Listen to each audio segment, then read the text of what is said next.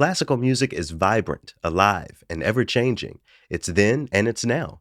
It's filled with the creativity and spirit of artists from all backgrounds and experiences, and it's as much Nkaro Okoye Uba's dance as it is Beethoven's Fifth. Noteworthy stories by WDAV Classical Public Radio celebrate the rich diversity of classical music's past, present, and future, and they're hosted by me, Loki Karuna. Check out this week's Noteworthy Artists and catch up on past episodes at noteworthyclassical.org.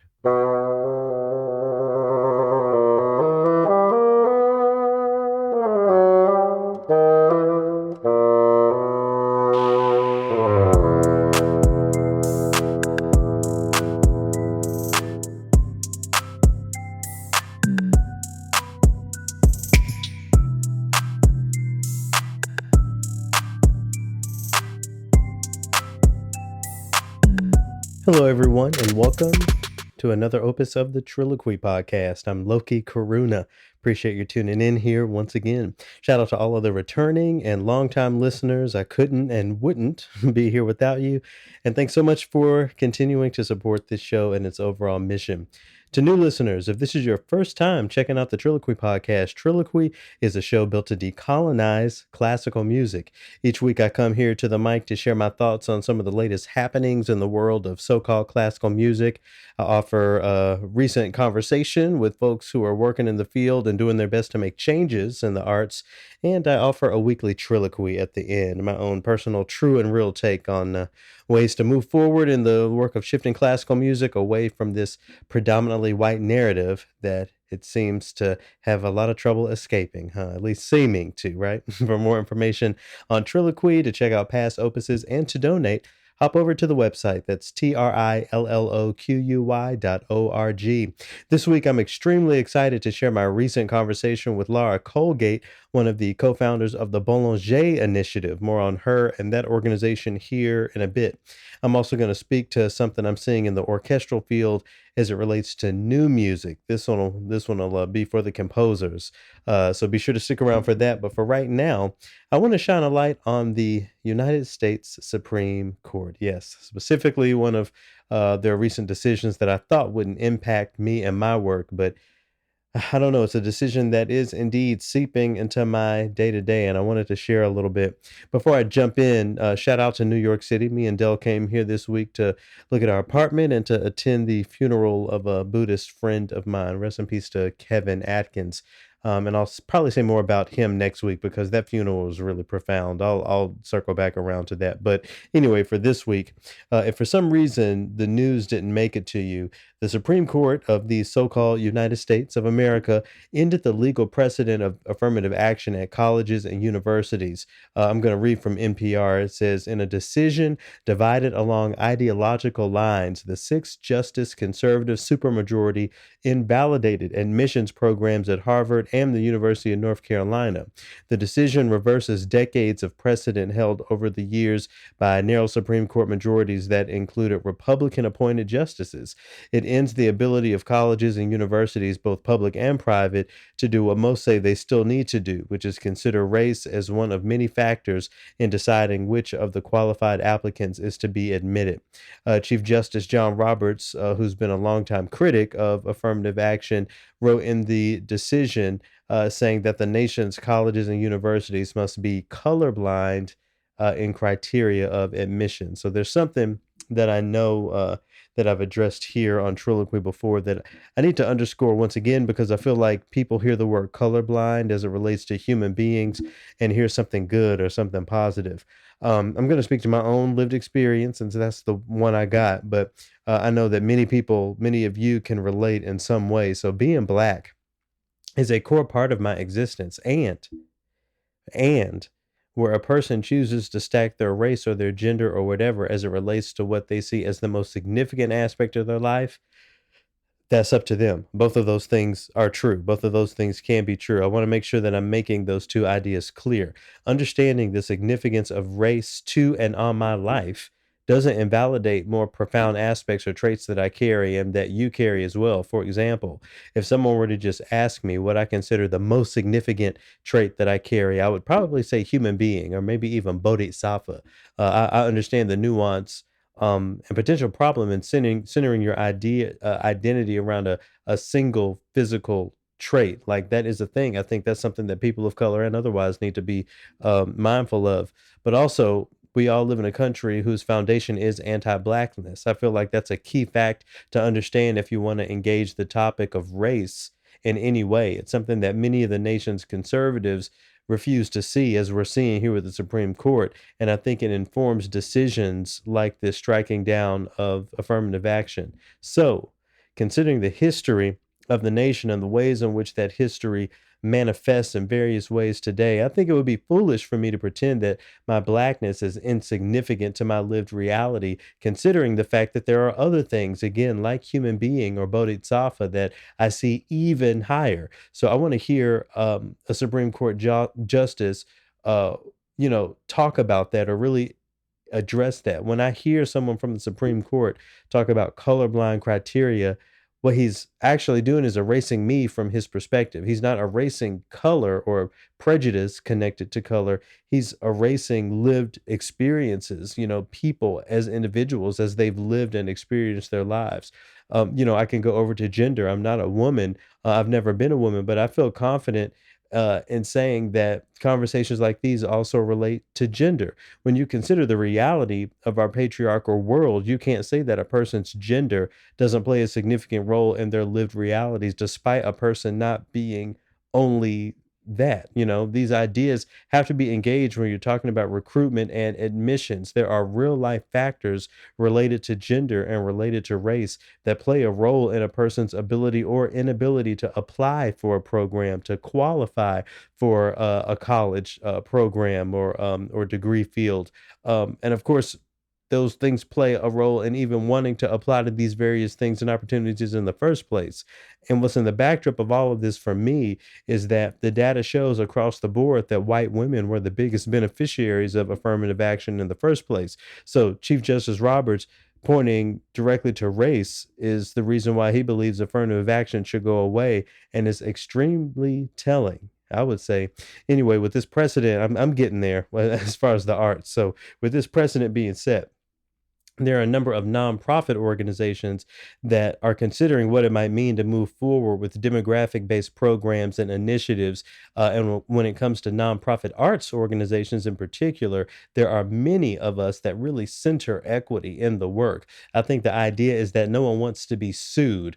People aren't foregrounding the opportunity to get into some good trouble in this capitalist society. Nonprofits built to support composers, built to support diversity in music, school education. This is something that, they have to think about, that we all have to think about. I'm really seeing people, I toe the line here because I can say, well, we need to be ready for any and everything. But if I really consider the role of an organization and the individuals that, these nonprofit arts organizations are built to support, I'm beginning to think that it's a fair argument to consider these implications and at least have the conversations.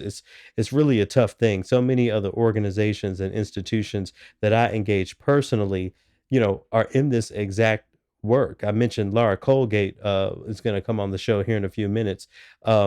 Their mission statement reads: the Boulanger Initiative advocates for women and all gender marginalized composers. Okay, that is something that is very clear and something that could be challenged with this new precedent set. Let's go over to one of the more famous organizations out there. Yes, of course, Sphinx. Here's some of the language from their website. It says, focus on increasing representation of Black and Latinx artists in classical music and recognizing excellence. Sphinx programs serve beginner students to seasoned classical professionals, as well as cultural entrepreneurs and administrators. So, again, there's that bit of equity that's there in intentionally naming the ways in which race, in these cases, and gender, when it comes to the Boulanger Initiative, how those things are applied to address an issue in our field.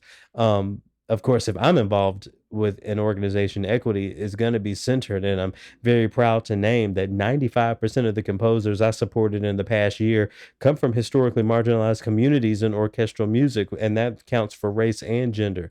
But again, the question is that too high to stay out of the line of fire? Well, one of the, many organizations out there built on the foundation of equitable outcomes be made an example of and get the rest of everybody running or changing their missions or, their approaches. Do you think we should all pull back on what we've been doing or rephrase our mission statements and, I don't know, be colorblind as our highest court is encouraging us to be? I really do want to know what y'all think about this one because I fear that an arts organization will indeed be made an example out of. We have the issue with the so-called gay cake. I don't know if y'all remember that. And this may very well be something that's coming down the pipeline. People are out here, making peanuts, trying to feed themselves and keep their families in order and support artists in this, capitalist system. And if we're trying to do this with the intention of making positive impact for marginalized people, why should that not be something that is? To me, that's just common sense. But things are coming down that might challenge that.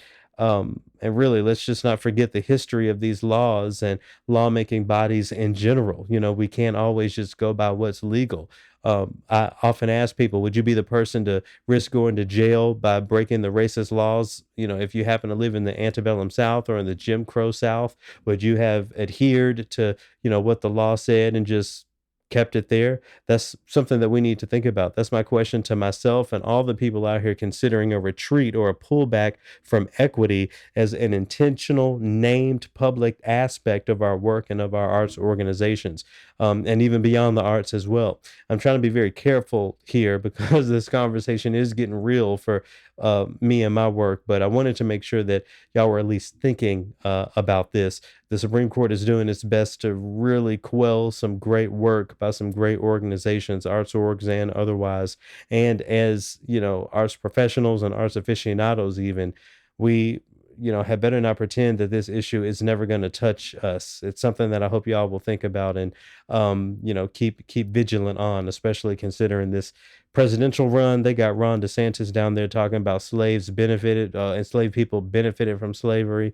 It's getting weird out here, and I guess we'll just see. But that's what I got for this week. I think it's time for us to get into my conversation with Laura. Again, Laura Colgate is one of the founders of the Boulanger Initiative, which is an organization that works to promote, support, and platform women composers and other composers who are gender marginalized. So we talk about the organization's foundation. We talk about Laura's background in music and what she thinks the road forward looks like for all of us in this business of decolonizing classical music and much, much more. So to get us into this conversation, I wanted to highlight the music of one of the composers that this organization is named after. So Nadia Boulanger was a really, really incredible composer. She wrote some really incredible music, but also taught many of the 20th century's biggest names, folks that we all know, Philip Glass, even Quincy Jones, if you can believe it. So Nadia Boulanger's sister, Lily Boulanger, died really young, but she still managed to leave behind some great music as well, including a work called Du Matin Printemps, or On a Spring Morning. So I hope you enjoyed this small excerpt of it as performed by the Seattle Symphony, and hope you enjoy my conversation with Laura Colgate of the Boulanger Initiative.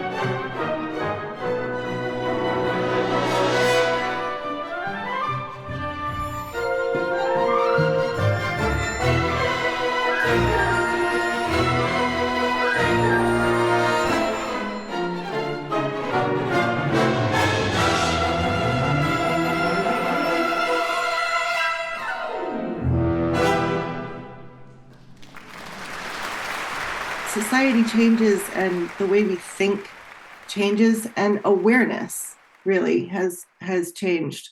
But I think we always have to go back to who started these movements, and well, the first actual recorded Hmm. knowledge that we have, right? And learn from them. We're never starting from scratch, and it's in my experience, we've never gotten to where any one person has tried to get, or what any movement has tried to get. So we're always having to learn from historical movements and these kinds of things, and try to sort of put them together and merge them to figure out, the next new answer based on where our society is now and the conversations that we're having.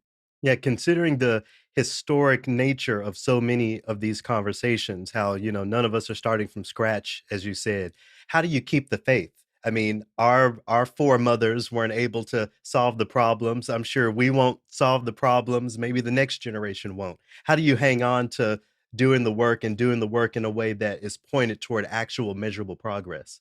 I the whole reason that I started this work and co-founded Boulanger Initiative, there was always a real balance between the level of frustration and the level of inspiration. Mm, And going back and listening to the music and performing the music and going back to why we're doing this, because there's so much great music out there oh, yeah. that's not known and not heard and not performed and not recorded. And every time I get a little bit too much of the frustration, I always try to go back to the inspiration and really hone down on that. Yeah, a balance between the 2 for sure. Mhm. And I definitely wanna talk about, the Boulanger Initiative and, some of its current initiatives, but a little about you first. What's your musical background? How did you get into this world in the first place? My older brother, he's 4 years older. I was playing cello when I was still a fetus, when I was in the womb.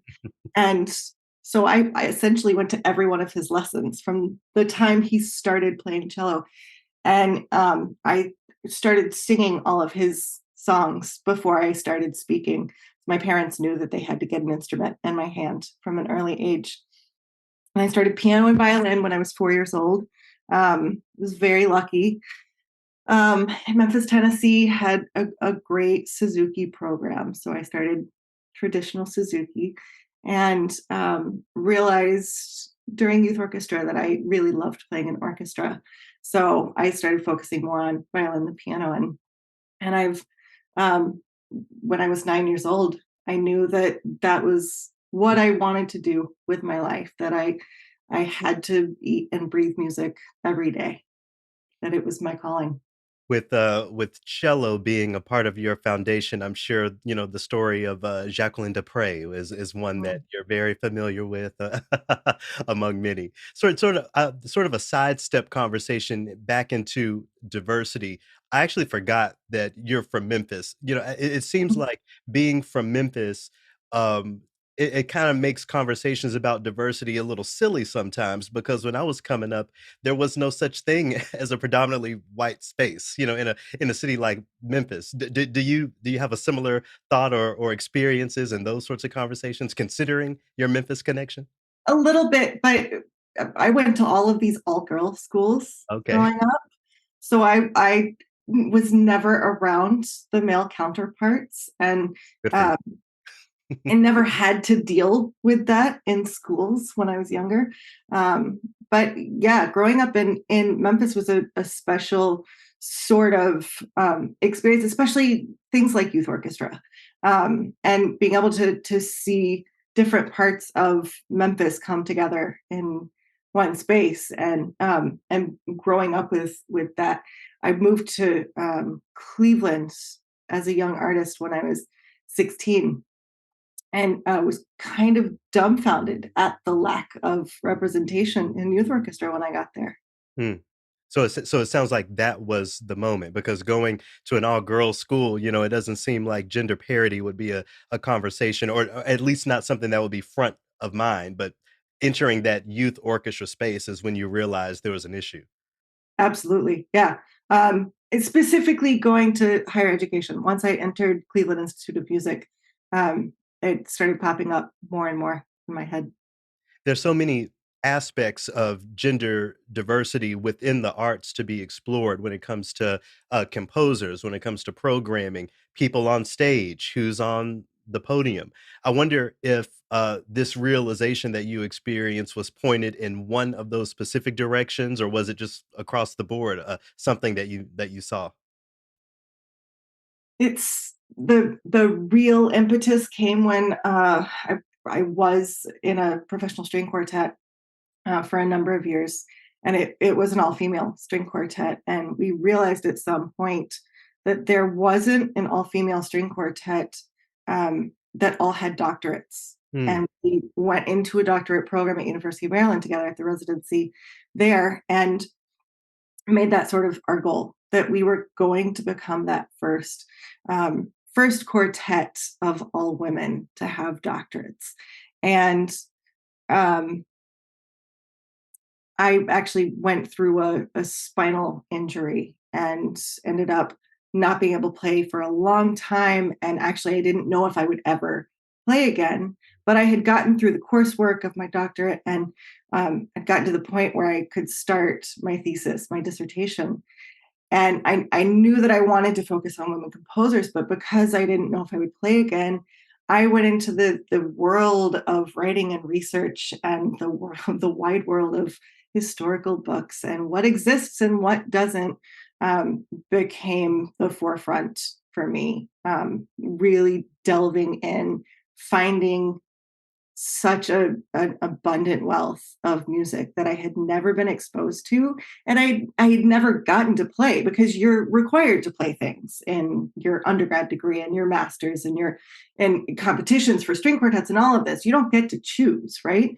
You're told what you're going to play. Hmm. Um, and as soon as I became aware how much incredible music was out there, it wasn't an option anymore. It was, I had to do something about Yep. it. Yep. Without sounding like I'm trying to virtue signal or anything, the fact of the matter is it's happenstance, but I'm proud to say when I entered undergrad at the University of Memphis, my very first paper on a composer was on Hildegard von Bingen. I just remember thinking, who are some of the historical women who I can write about? And that's sort of how that started for me. I wonder if you remember who were some of the first women who you discovered or learned about by opening up a textbook or an encyclopedia. Um, Anyone who had an already familiar name. So you could always, and usually they have their own little box or Mm. paragraph. So that chapter on Robert Schumann, there's like a little box on Clara Schumann, or Felix Mendelssohn. There was a little paragraph on Fanny Mendelssohn, and you only heard about them in context of their male relationship counterparts. Right. They never got their own story. Hildegard is a special case, though, right? I mean, especially going back that far, and the fact that we still have so much of that material from her, and it was actually recorded, is astounding. And I think it's safe to say that Lily and Nadia Boulanger are contextualized within their work. I can't think of men whose legacies they're approximated to. I wonder why those two women are women that you think are important for people to know about. You didn't name your organization after them, after all. Yeah. Um, there's certainly, two paragons of classical music who still aren't performed or given recognition, due recognition to. And I mean, I can't name anybody who had more of a legacy on the field than Nadia Boulanger, and the number of people that she touched throughout her life, and the immense difference that she made to classical music overall.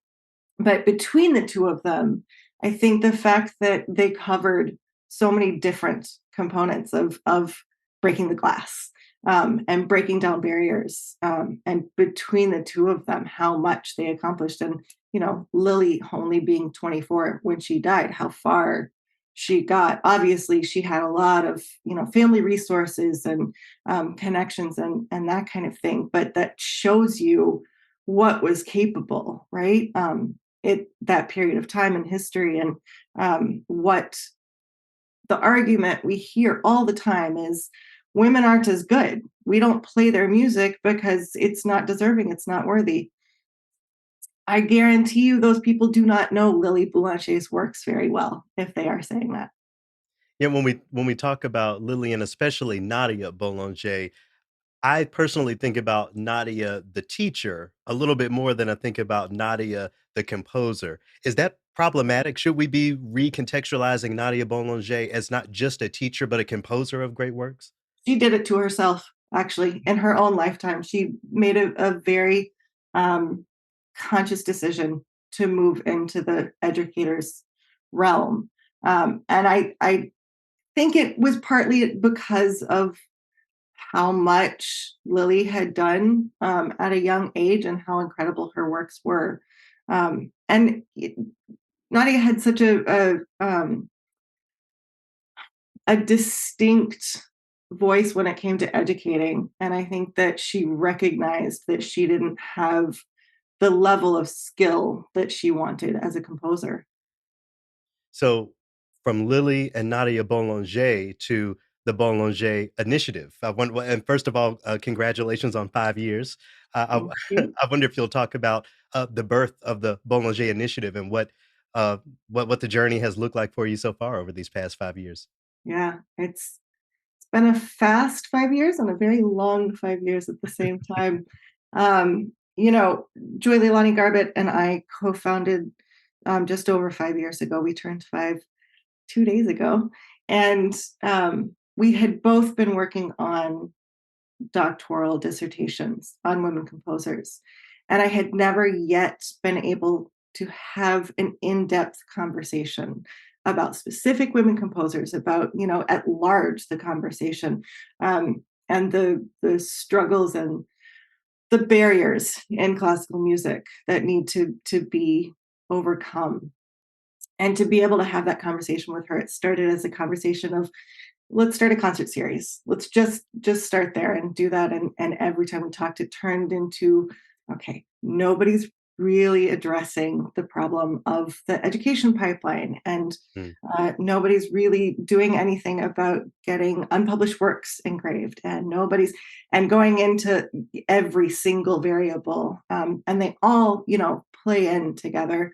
So figuring out that there wasn't a sort of hub for all of this to get done. There's great grassroots organizations and individuals doing works in specific areas, but there was no place to bring all of that together in one place. And I honestly didn't think that we would get this far in 5 years. The number of programs that we've been able to put out, and the I think the difference that we've been able to make and see in the industry, specifically in awareness. I think awareness has come such a long way in the last 5 years. When at the end of every year, I go through and try to get my 10 favorite albums of the year and that kind of list. And 5 years ago, that it was a struggle. It was actually, you didn't necessarily have that many to choose from. And now there's so many recordings coming out, and getting to go through that list at the end of every year and listen to everything is just, it's a completely different process than it was 5 years ago. Have you had to engage much pushback over the tenure of your work with the Boulanger Initiative? I can picture in my mind people saying, "What do you mean? We have Jennifer Higdon, who's one of the biggest names. We have Jesse Montgomery, who's one of the biggest names." Do you have to deal with that sort of dialogue much? Yes. It's usually more specified to different areas, and it's having the oversight over the entire industry and saying, okay, well, yes, and we have these incredible composers who still have unpublished works that are tied up in estates, or pieces that we still haven't been able to get our hands on. And we know that they're deserving composers, but there just hasn't been the attention to that kind of thing. So being able to make those arguments on a flip side of whatever it is that they're pushing back on, and being able to look at the industry as a whole and all of the needs across the entire classical music community makes a big difference. With all of those needs, with the breadth of the work that is to be done, why do you think it's important to put a lot of energy into composers? Again, we can talk about the lack of gender equity on the podium and academia in so many areas. Why is focusing on composers and composition so vital? I think that it puts focus into a lot of other areas. Mhm. So if we're talking about the orchestral stage and the lack of um, programming specifically towards non-living women composers, then you're automatically having the conversation who's making the decisions on programming, right? And that's usually the music directors. And the music director has such an artistic oversight. And the fact that actually this just came out in the most recent League of American Orchestras report that in the last 10 years, representation of women music directors has gone down Mm. across American orchestras, which is like absolutely I never would have actually guessed that until that number came out, and it's largely the larger budget orchestras, right? Because they move at such a glacial pace, and there's so much oversight and councils and board conversations and all of this. But really, a lot of times it comes down to that one music director making that decision. Especially for smaller organizations, they can make changes faster and do all of that, which is why representation is getting better in smaller orchestras than it is in the larger budget orchestras. Um, but I think the whole industry is at least trying more than they were. The awareness and the conversation has changed, and that's where you have to start from. We can we can say that the industry is trying. You mentioned the League of American Orchestra report. I also want to lift up the organization Donne, who has done incredible work in documenting this issue and putting the numbers out there. Single digit representation, of women composers in many aspects is what we're looking at.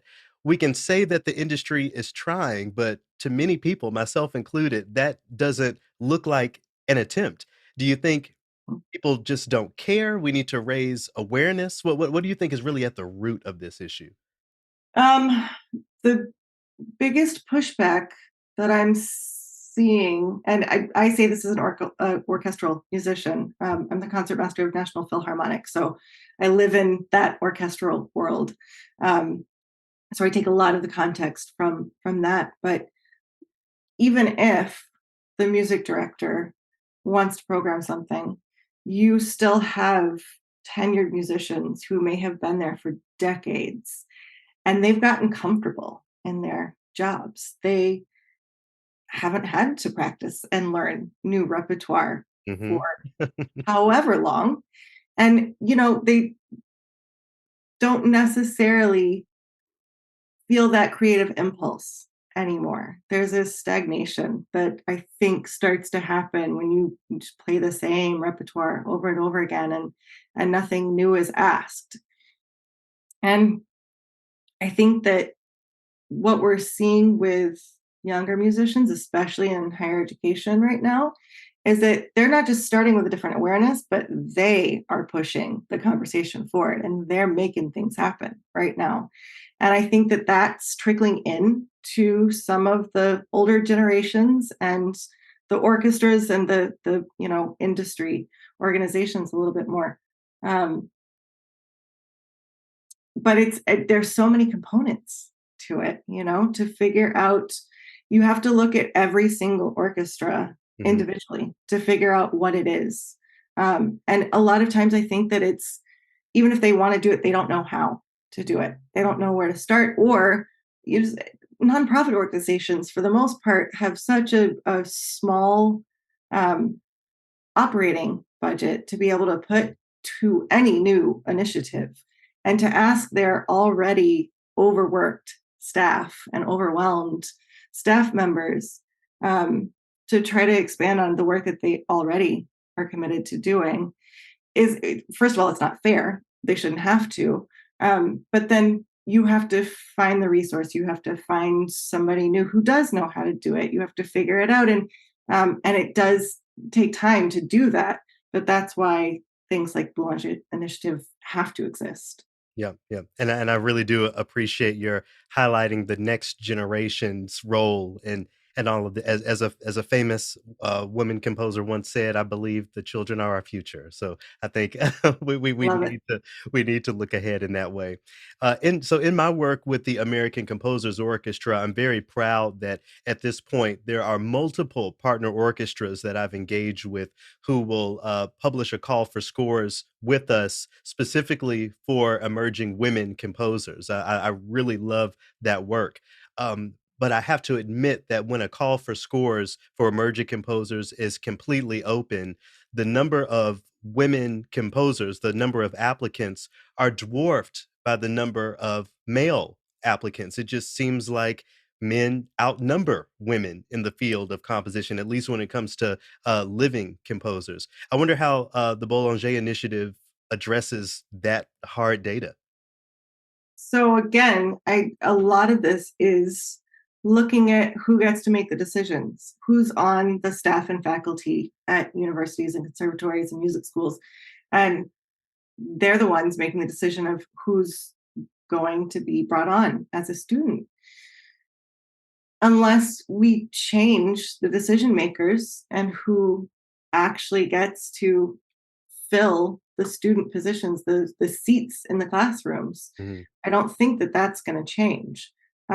That and starting from a much younger age. For me, it was seeing myself on the podium, having Joanne Falletta conduct when I was in high school, and having an aha moment, that light bulb go off of, oh, I didn't realize that I could be a conductor. That's a thing. Interesting. Um, if I had had that thought when I was in fourth grade, I wonder what the difference would have been. So, getting in earlier and getting into schools, we're doing a lot of early education work in the DC area. We just finished our first high school residency at the end of this past school year.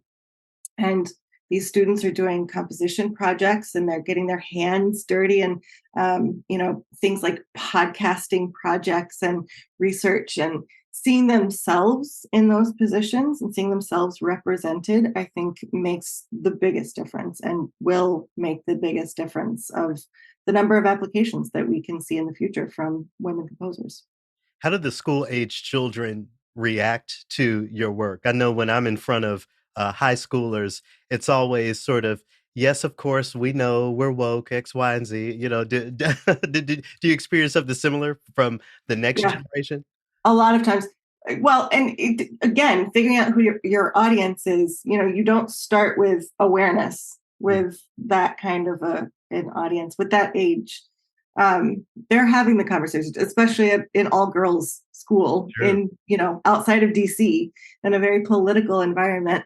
We know that they're aware, so it's more of getting them from the beginning to the knowledge that they can do something about it, and that they can't, it's not just that they can do something, but it's part of the obligation as a woman to stand up for other women, and to see yourselves reflected.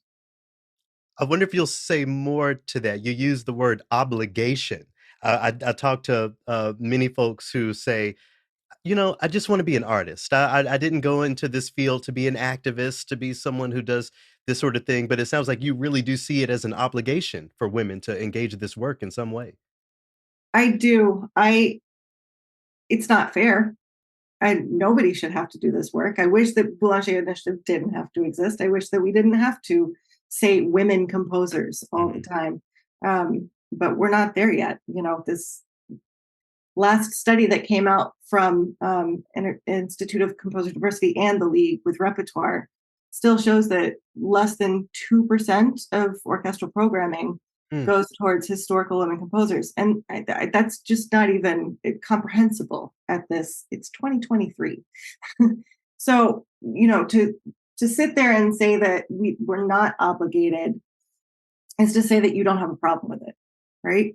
That's one and the same. Unless you're doing something about it, then you can't have an opinion about it. So let me ask you this. We talk a lot about what needs to be included, but we don't talk as often about what needs to be removed to make that space. What's your answer to that question? What do we need to be getting out of the way? I don't think anything needs to be removed. I love Beethoven and Mozart and Haydn and all of the composers that we hear year after year. But do we have to do it year after year? How many times do we need to hear a Beethoven symphony in one season? Mhm. Um, and every single Christmas having to do the Messiah. Yep. There's so many great works that we could do in addition to, not instead of.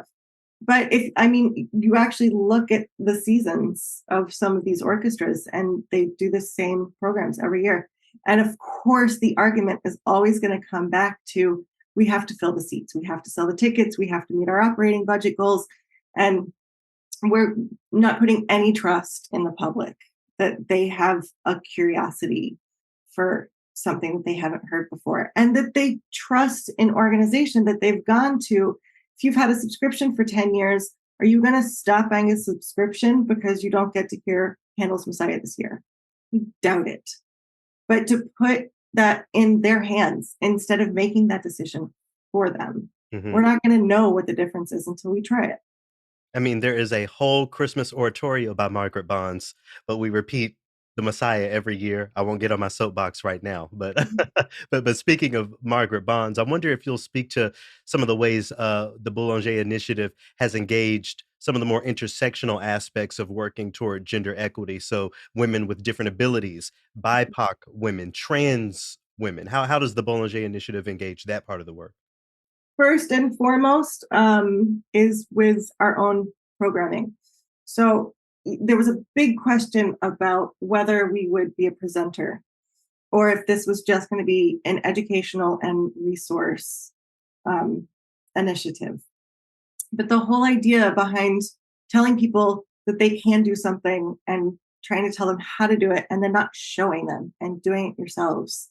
That I think the best way that we can get that out there is by literally doing it. So we have an annual festival. We just had our fifth. It's called WOCO Fest, short for Women Composers Festival.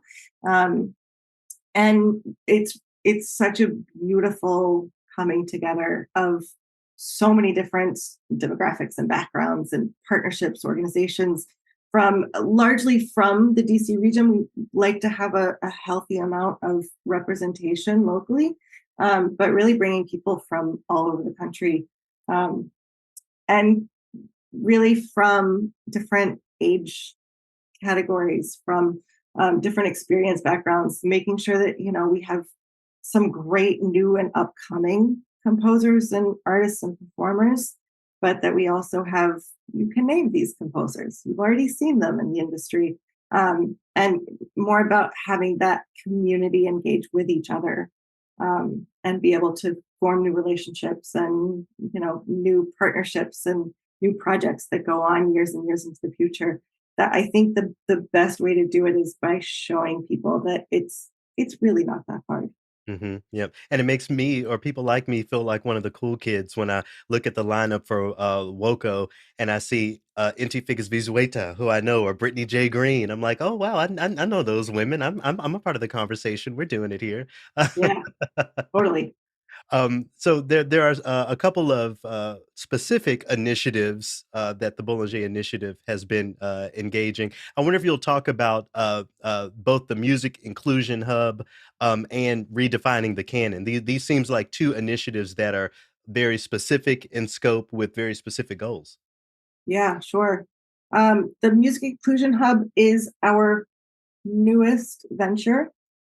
We have partnered with Decomposed in Chicago and Castle of Our Skins, which is based in Boston, and are very, very fortunate to have received the Sphinx Venture Fund Award for the Music Inclusion Hub this coming 2 years that it covers. And the idea behind this is to have a virtual hub online with educational resources, which include all historically underrepresented identities, um, and we'll have education resources for everything from kindergarten up through college age musicians. um, and being able to do something on that scale with one organization takes a very large organization, Mhm. and to try to bring together the actual people who are boots on the ground doing the really good work, in the industry, in education, in educating the next generation, and putting out music and that kind of thing. It was sort of this beautiful coming together of these three organizations, and kind of finding that there was overlap, but there are also very specific things that we're focusing on separately. That once you bring them together, this Music Inclusion Hub, this virtual center, can cover so much ground. And then also, redefining the canon. This is something that, I remember, I don't know, maybe a couple years ago or a year ago now, I, just out of curiosity, looked at, the audition list for I forget what orchestra it was, but just seeing these same excerpts that we have been, pounding into the ground year after year, generation after generation. What's the goal of redefining the canon, and what are the steps toward that goal? So redefining the canon partners with different orchestras to help update their excerpt lists. And there's so many reasons to do it, but I think one of the largest is, again, as a woman, I'm way more excited to take an audition if I see Amy Beach on the Mhm. excerpt list, if I see Margaret Bonds and Florence Price, and any women, especially historical women composers.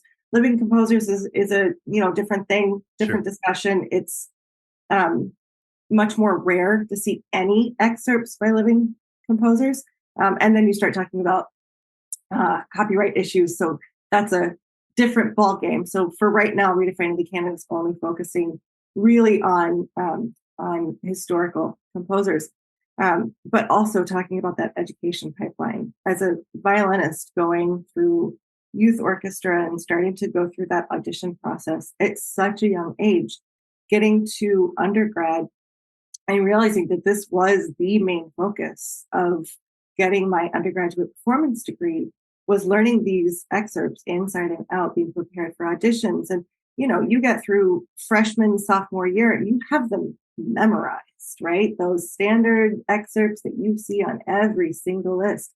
What if we can get this next undergrad students to the same point, but with Amy Beach and with Florence Price? If they know these pieces as well as I know the, Mozart 39 Mhm. excerpts, then we're not even talking about the same ballgame anymore. Once they're in the industry and they are professional orchestral musicians, then there is no pushback because they already know it. Yeah. It's ingrained in them from the beginning. Um, so we're essentially working with what we call excerpt foragers, and we make the process extremely easy, and we give them a part for their instrument, and a score and a link to a recording. And then the excerpt foragers can go in and say, oh, this 13 measure excerpt would be a perfect excerpt. And actually, it could be a great substitute for the Midsummer Night's Dream excerpt. It Mhm. has the exact same skill sets that the audition committee would be looking for, and finding things that could be substituted. So when we have an orchestral partner, we look at whatever their excerpt list is currently. We could say, okay, so if you want to substitute this for this, or we have these substitutes possibly for that, and we can find out exactly what it is that orchestras want to supplement their lists with and help them make it look any way they want, essentially. And then what we've started doing is building companion guides Mm. so that the audition committee isn't looking at these excerpts that they're going to listen to 400 times going, I don't know this piece. You expect me to go and do all of this work to listen to somebody else's audition. So we build a list of, little biographical tidbits for the composers and more resources if they want to go dig in deeper, and then listening links and a Spotify playlist, and say, this excerpt starts at second 23 Hmm. um, on the second track, and that kind of thing, to make it as easy as possible. And we hope that by doing this, we'll have as many orchestras from the field come together and start updating their excerpt lists to be more representative. And then we're going to start seeing the same shift on the stage. Yep, yep. I mean, I'm thinking about the fact that Florence Price's First Symphony starts with a bassoon solo. I mean, that would be a great excerpt for people to just know, not only for the sake of the representation, but to create better musicians. If that piece of music is put on the stand, the bassoon section is going to know, oh, I better have a good read today, because I agree with you. I think there are layers of benefit to this sort of work. I just wonder, though, from your perspective, in the short term, is this more of a top-down approach? So do the orchestras need to list these excerpts for the conservatory teachers to spend time teaching it to their students, or is it the other way around, or is it more of a both and, again, just in the short term? Both and, but we're also working with summer festivals for, Mhm. college age. And the vast majority of excerpt foragers are younger musicians, college age students who just have a thirst for doing this work and want to become citizen artists and want to, see progress made. Yeah, again, the children are our future. Are there other projects or initiatives that you like to highlight from the Boulanger Initiative? We recently launched the Boulanger Initiative database in March. And this is the most comprehensive right now. Again, it's non living composers only. But so far, it's the most comprehensive database of repertoire by non living women composers. Um, and we're, adding different searchable fields and all of this all the time as we go. Right now, it has close to 11,000 works in there for any kind of instrumentation that you can think of. But for me, having done my dissertation and research work on specifically on works for violin and chamber works for violin by women composers, if I had had a resource like this, then I could have spent so much more time actually learning music and performing music and going deeper into the lives of the composer and doing the really meaningful work instead of spending hours and hours and hours trying to hunt down every single resource. Hmm. So this is, a way to cut down on that time, and especially for educators and students who, especially teachers, should not have to spend their own time doing this kind of work. Yeah, yeah, absolutely. Well, speaking of resources, I wonder if you can speak to what financial support of Boulanger Initiative goes toward. When a person contributes to Boulanger Initiative, what are they contributing to? All funds go directly to our programming, and we're still fairly small. We have a $250,000 annual budget for this fiscal year ending Friday. um, so with such a small budget and such a small team, it goes directly to putting something into a program, whether it's, adding a new composer to the database, or getting to go to a new school and do a program with them, or having a virtual workshop next October that we haven't been able to do before. So it goes directly to the work and creating something new for the industry. I'll be sure to have information about how people can contribute to those programs in the description of this. But I wanted to close by sort of returning to a topic we touched on a little earlier. We can, build the programs, we can create the initiatives, but at the end of the day, there are always gatekeepers. There are always people with the yes or the no power.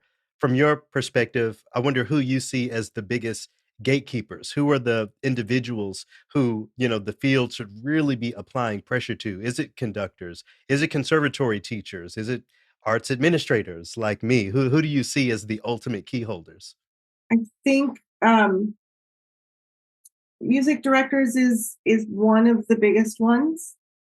But again, it goes back to every single person on the stage. And if we can't change the awareness and the want for change from the entire orchestra, um, then the enthusiasm for playing the music that makes the difference, that gets to the audience when we're performing, isn't going to reach them. And we have to love what we're playing and want to be playing it to have that enthusiasm get into every person in the space, in the audience, and in the orchestra. And yes, the decisions come from above, but it takes the work of everyone to get that into the music hall um, and really change not just who's playing it, but who's listening to it, and who's represented on every side.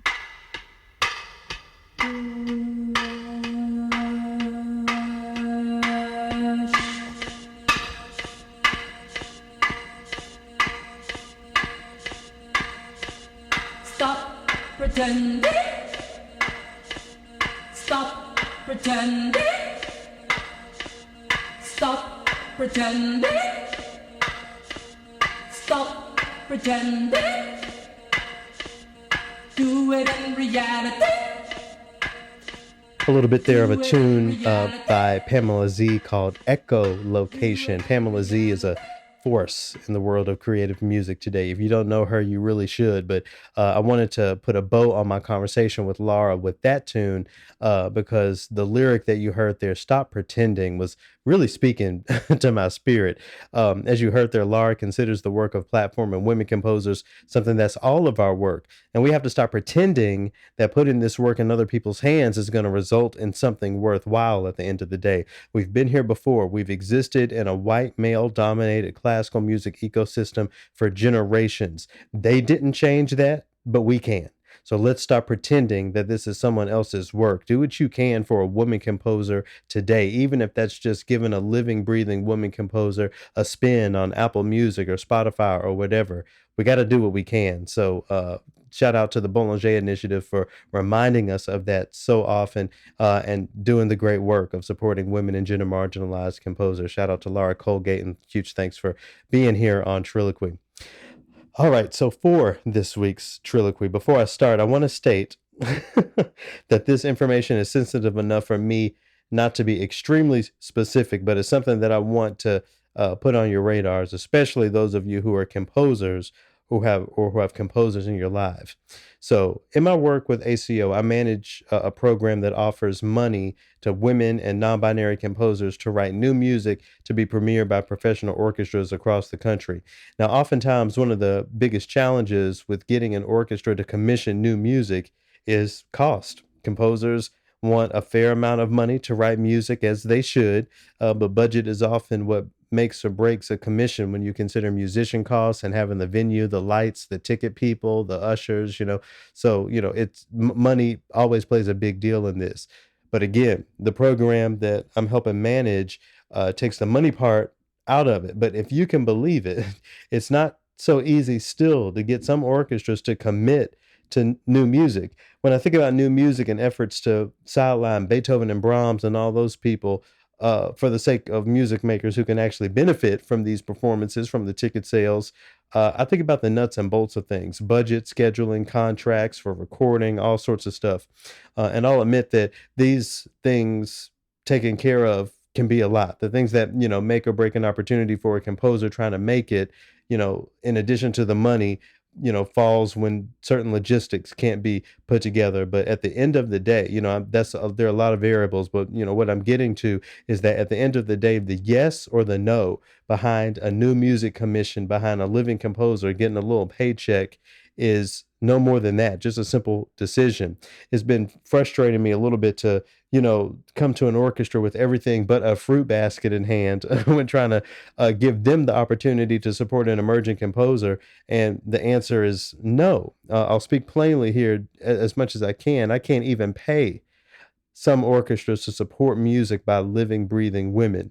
So what does this mean to you? When you hear me say that, what does that mean? I could talk about which orchestras I'm thinking about in particular, but at the end of the day, it doesn't matter because that's not as important as the status quo. If you just look at most orchestras rosters, you will see, things that are more or less the way things have been for a long time. So what does this mean largely? For me, I think it means that we got to put more pressure on more people. After I cut off the mic when I was speaking with Laura there, we talked a little bit about who are the actual gatekeepers. And more, I'm discovering that it's all of our work. Just as she said at the end of our dialogue, is orchestral musicians across the country, that could say no to status quo programming in orchestras. I believe things would change with that sort of collective action. With some heads roll maybe. With some people potentially be out of a job for challenging administration so heavily, that certainly could happen. But should that just be the end of the story? Should musicians, arts administrators, everyone, conductors just accept the status quo from whoever we're getting it from, and just do that? Just do it like that as it's always been? My answer is no. And I do acknowledge the privilege, from which that opinion comes. My livelihood does not rely on playing the bassoon or working with a traditional orchestra. So, maybe it can seem like armchair quarterback in many ways, but that's just my vision. This sort of collective action and education and understanding is what it really takes that to decolonize classical music, and it's not just for the sake of it. Think about all of the composers that would have some income, the impact on communities if we think about doing this equitably with diversity at the front. For every performance that happens in a concert hall, that is money, that is opportunity, those are resources that could be going to someone, and we have to think about what we're going to do. These are, questions there that I hope you'll spend some time chewing on this week. Even if you don't work in the orchestral field, apply that to whatever field you work in. Press a little harder and understand that none of us are sitting on the sideline. We're playing for team A or team B. We're all actively participating in one side or another, and I know what side I want to participate on. So hopefully we agree there. Thanks as always for listening to me ramble here each and every week. Apologies for the sound of the city if you heard any of that. Again, I'm in New York. I haven't gotten the studio or anything set up, and the permanent move hasn't happened yet, but we're getting there. So thanks so much for sticking with me as I transition into the big city. And I hope that y'all will tune in next week. I will talk to y'all then. Stay dangerous.